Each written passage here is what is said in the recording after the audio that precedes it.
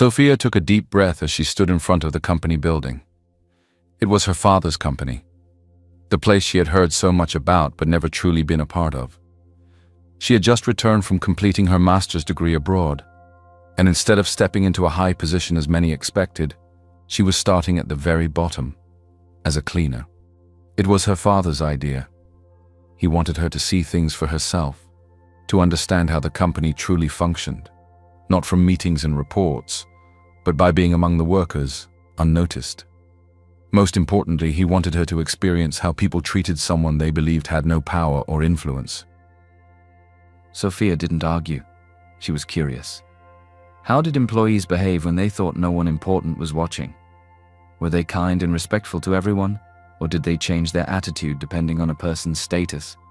She wanted to find out. Dressed in simple clothes, Sophia entered the building, feeling a mix of nerves and excitement.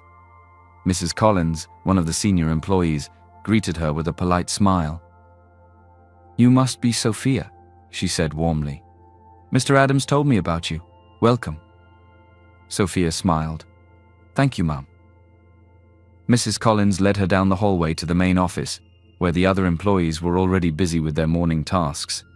"Everyone, this is Sophia, our new office cleaner," Mrs. Collins announced.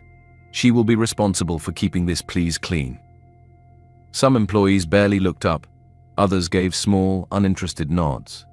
But one man, Jacob, leaned back in his chair and smirked. "Office cleaner, huh?" he muttered. Sophia pretended not to notice. This was exactly why she was here, to see who people really were when they thought she was nothing. The next morning, Sophia stood in front of the mirror, adjusting her blue and white cleaner's uniform. It felt strange. She had grown up in luxury, never once having to wear anything other than the finest clothes. But this uniform symbolized something more than just a job. It was her ticket into the real world, a chance to see life from a different perspective. Her mother had always reminded her that wealth was a privilege, not a right. Her mother had never forgotten her humble beginnings and had made sure Sophia didn't either. From a young age, she had taught her how to cook, clean, and do basic chores. "Respect is earned by how you treat people, not by how much money you have," she would always say. With those words in mind, Sophia tied her hair back, picked up her cleaning supplies, and stepped into the office. The moment she entered, she felt the shift in the air. Some employees barely noticed her. Others glanced at her with mild curiosity. But one person, in particular, made it clear that he was not impressed. Jacob. Jacob was a senior employee, known for his arrogance and loud voice. He looked at her up and down with a smirk. "Ah, the new cleaner," he said, his voice dripping with mockery. "Perfect timing. I just spilled coffee on my desk. Clean it up." Sophia looked at the desk. The coffee had clearly been knocked over on purpose, the cup lying on its side with the liquid dripping onto the floor. She glanced at Jacob, who folded his arms, watching her like she was some sort of entertainment. She could feel her heart tighten with anger, but she reminded herself why she was here. Taking a deep breath, she picked up the cleaning cloth and started wiping the mess. Jacob chuckled. "You're slow. If you want to last here, you better learn to be quicker." Sophia said nothing. She continued cleaning, keeping her face calm even though she could feel the heat of embarrassment creeping up her neck. "That's more like it," Jacob said as he leaned back in his chair. Then, as soon as she finished, he grabbed a piece of paper, crumpled it up, and threw it on the floor right in front of her. "Oops," he said with a fake innocent smile. "Missed the trash can." Sophia clenched her fists, but she swallowed her pride and picked up the paper. Jacob laughed. "Good. You're learning." As Sophia stood up, she caught the eyes of another employee, Michael, who had been watching silently. Unlike Jacob, he looked uncomfortable. Their eyes met for a brief second, and Sophia could see the silent apology in them. She smiled slightly, then walked away. She had only just started, but she already knew this was going to be much harder than she expected. The days passed, and Sophia slowly settled into her role as a cleaner. Every morning, she arrived early, dressed in her blue and white uniform, ready to start the day. She cleaned desks, mopped floors, and took out the trash. Tasks she didn't mind. But what she did mind was Jacob. Jacob had made it his mission to make her life miserable. It started with small things, deliberately dropping trash in places he knew she had just cleaned, calling her in a condescending tone, and making her redo tasks for no reason. But today, he took things to a whole new level. Sophia was wiping down the break room table when Jacob strolled in, holding a plastic bag filled with clothes.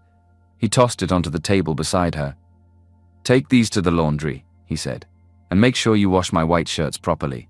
No stains. I like them crisp and clean." Sophia frowned, looking at the bag. "I'm here to clean the office, not do personal errands." Jacob raised an eyebrow and let out a dry chuckle.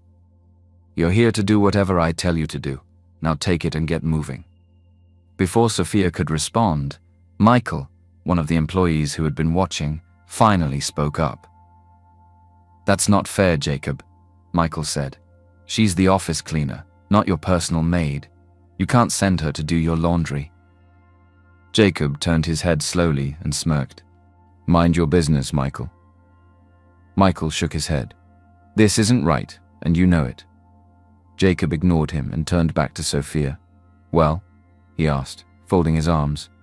"Are you going to take the clothes, or do I need to remind you who's in charge?" Sophia felt the stares of the other employees in the room. She knew she was supposed to stay quiet and keep her cover, but this was beyond disrespectful. She swallowed her pride and shook her head.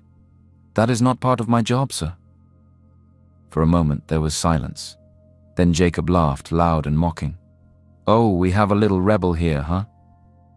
Before Sophia could react, Jacob picked up a cup of water from the table and poured it over her head. The cold water ran down her face, soaking her hair and uniform. Gasps echoed around the break room. A few people looked away, uncomfortable, while others chuckled nervously, unsure of how to react.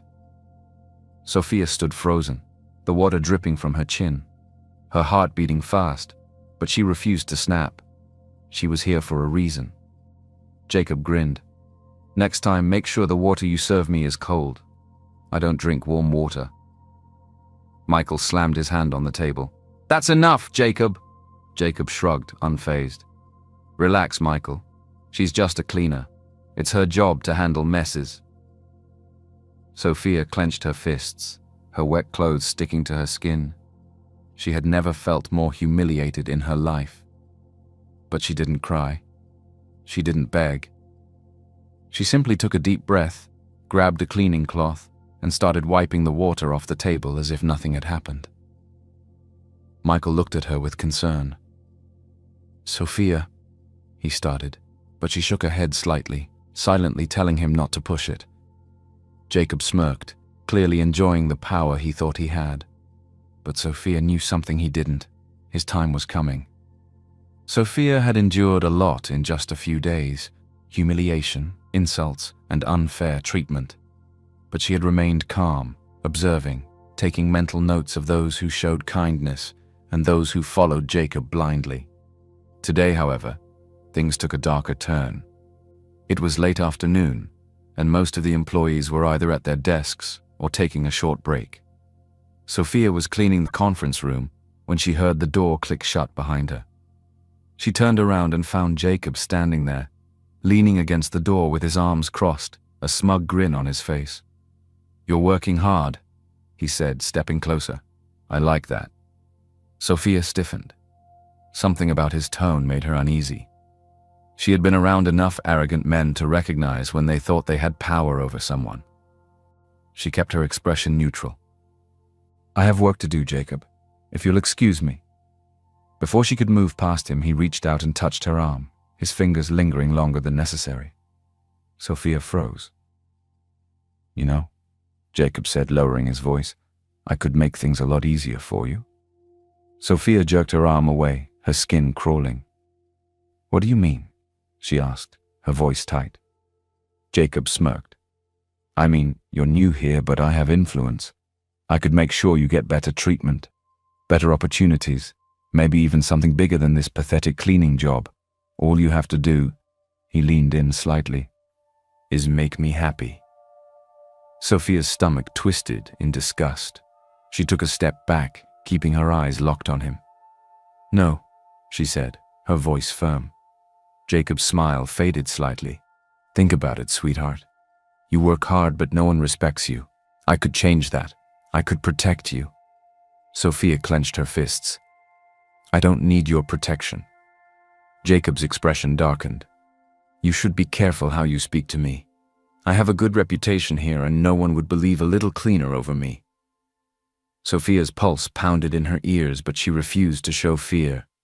"Maybe no one will believe me now," she said quietly.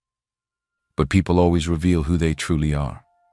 And sooner or later, they face the consequences." Jacob scoffed. Big words for a nobody. He moved past her and yanked open the door.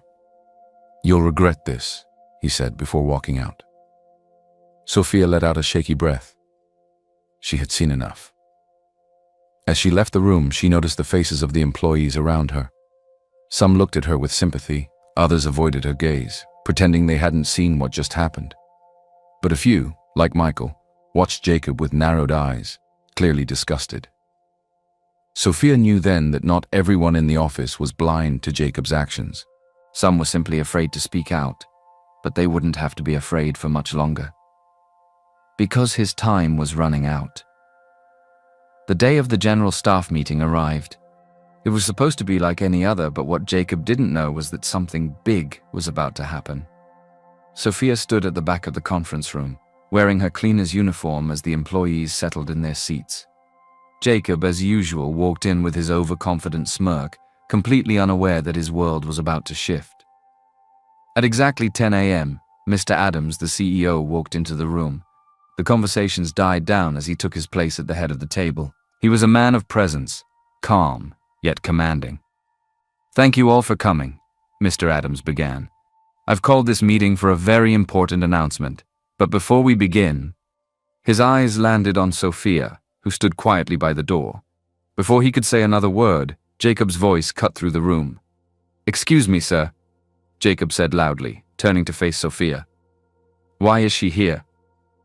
Sophia held his gaze but remained silent. "This is a meeting for important people," Jacob continued with a smug grin. "We don't need the cleaning staff here. She should leave." A few employees shifted uncomfortably. Michael clenched his jaw, looking ready to say something, but before he could, Mr. Adams raised a hand. The room fell silent. Mr. Adams took a slow breath before speaking. "Mr. Jacob," he said, his voice steady, "I personally invited Miss Sophia to this meeting." Jacob's smirk faltered. "But sir, she's just..." "Enough," Mr. Adams said firmly. "You've said quite enough." Jacob looked around the room, clearly confused. Sophia noticed how his fingers twitched slightly. For the first time, doubt was creeping into his confidence. Mr. Adams continued, looking around the table. "For months now, I have been preparing for a major change in this company. As most of you already know, I will be retiring in a few months, and I have taken the time to carefully select my successor." A murmur went through the room. Jacob straightened up, his ego returning. It was clear he thought he was the chosen one. Sophia held back a smile. "And today," Mr. Adams said, "I want to formally introduce you all to the person who will take my place as the next CEO of this company." The room fell into a dead silence. Jacob looked expectantly at Mr. Adams, waiting to hear his name. Instead, Mr. Adams turned to Sophia and said, "My successor is Sophia." The reaction was immediate. Gasps filled the room. Some employees froze in shock, while others whispered to each other in disbelief. Jacob, however, went pale. "Sophia," he repeated, blinking rapidly. "Sir, that's not possible. She's just a..." Mr. Adams cut him off. "She is not just anything, Mr. Jacob." His voice was sharp now. "She is my daughter, Miss Sophia Adams, and she has been working undercover in this company to see the true character of those who work here." The entire room erupted in stunned silence. Jacob's mouth opened and closed, but no words came out. Sophia lifted her chin slightly, watching as realization finally sank into Jacob's face. Everything he had done, the insults, the humiliation, the harassment, had been witnessed by the one person he should have feared most. and this was just the beginning of his downfall. The silence in the conference room felt heavy. Jacob's face had lost all its color, his usual smirk replaced with wide-eyed shock. "This has to be a joke," Jacob muttered, shaking his head. "Sir, how can you make a low-level employee the CEO?"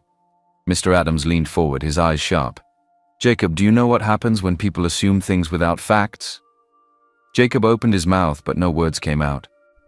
"Sophia," Mr. Adams continued, turning toward his daughter, "tell them about your qualifications." Sophia, still in her cleaner's uniform, stood tall. "I have a master's degree in human resources, along with professional certifications in management and corporate leadership," she said, her voice clear and steady. A few employees gasped.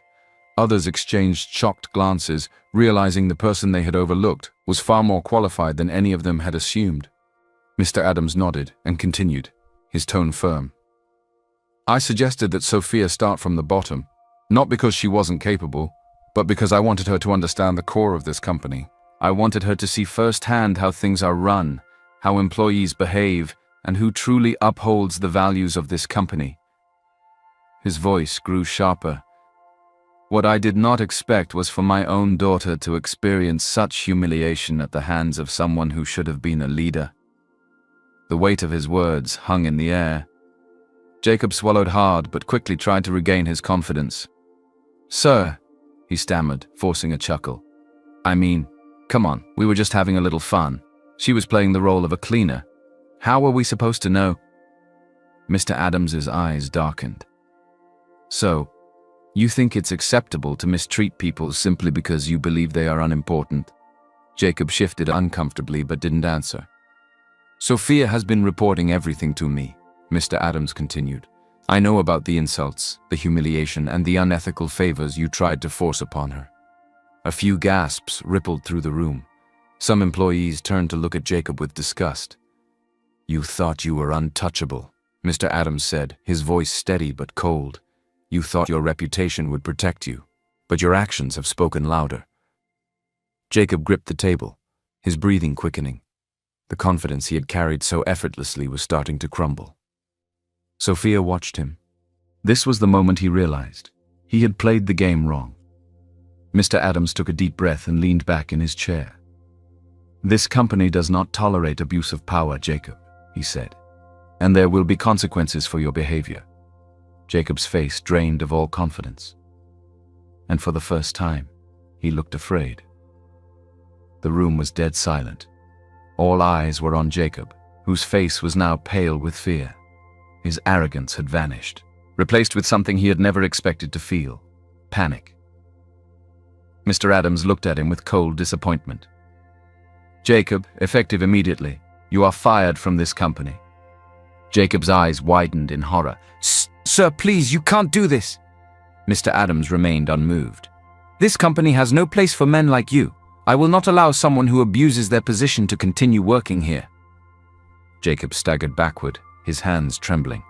"Sir, please, I have a family. A wife, children, they depend on me." Sophia watched as desperation crept into his voice. Mr. Adams leaned forward slightly, his expression unchanged. "You forgot about your wife and children when you were harassing my daughter, didn't you?" Jacob's mouth opened, but no words came out. "You treated someone you thought was beneath you like trash," Mr. Adams continued, his voice calm but firm. "And now you beg for mercy when the consequences come knocking." Jacob dropped to his knees. "Please, sir, I made a mistake. I can change, just give me another chance." But Mr. Adams had heard enough. He pulled out his phone and dialed. "Inspector? Yes, we're ready." Jacob's eyes darted around the room, panic setting in. Whispers spread among the employees as they realized what was about to happen. No, Jacob muttered, shaking his head.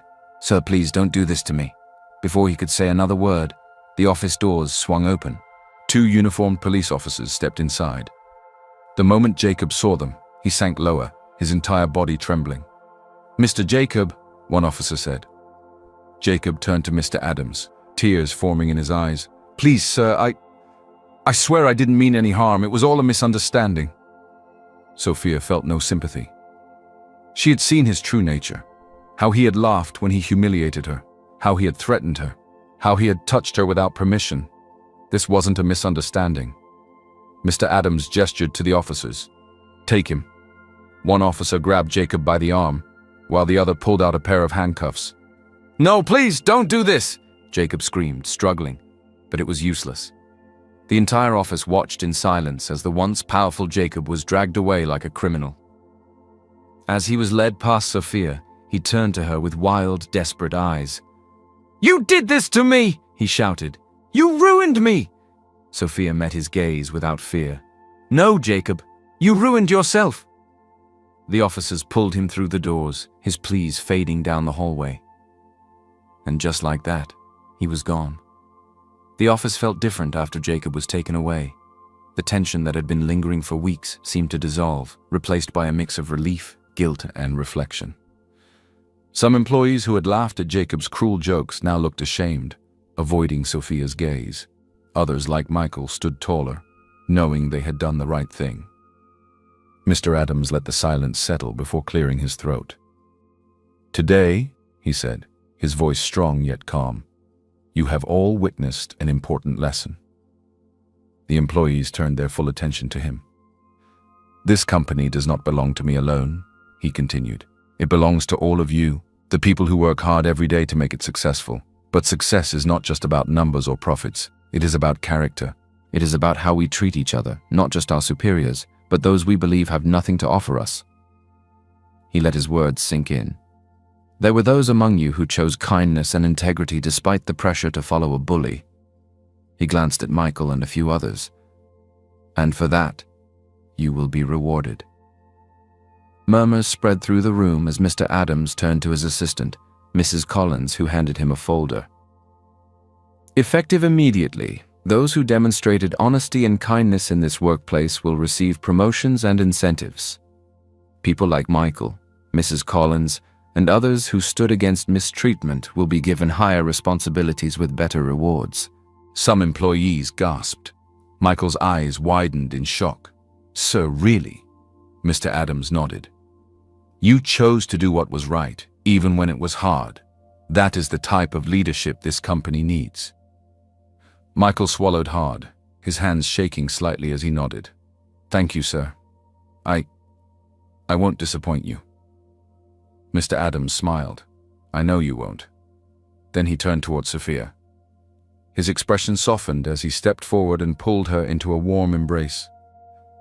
"I am proud of you," he said. "You have shown strength, wisdom, and patience. You endured things no one should have had to, and yet, you never lost your dignity."